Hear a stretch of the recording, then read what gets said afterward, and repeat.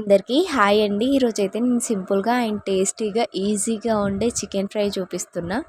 నచ్చితే ఒకసారి చూసి ట్రై చేయండి. ఇప్పుడైతే 2-3 సార్లు కడిగి పెట్టుకున్న చికెన్లోకి పసుపు, అల్లం వెల్లుల్లి పేస్ట్, 2 స్పూన్స్ ఆయిల్ వేసుకొని మంచిగా కలిపి పక్కన పెట్టుకోండి. ఇప్పుడు ఒక కడాయి పెట్టుకొని కొంచెం ఎక్కువగానే ఆయిల్ వేసుకొని జీలకర్ర, షాజీరా, లవంగాలు, కొంచెం దాల్చిన చెక్క, 2-3 పచ్చిమిర్చి, అలాగే సన్నగా కట్ చేసి పెట్టుకున్న ఉల్లిపాయలు వేసుకొని మనం చికెన్ బిర్యానీలోకి ఫ్రైడ్ ఆనియన్స్ ఎలా ఫ్రై చేసుకుంటామో దగ్గరగా అలాగే ఫ్రై చేసుకోండి ఆనియన్స్. ఇప్పుడు కొంచెం పసుపు, అల్లం వెల్లుల్లి పేస్ట్ వేసుకోండి. ఆల్రెడీ చికెన్ లో వేసి కలుపుకున్నాం కాబట్టి ఇప్పుడు మనం కలిపి పెట్టుకున్న చికెన్ కూడా వేసుకొని మంచిగా ఒకసారి కలుపుకోండి.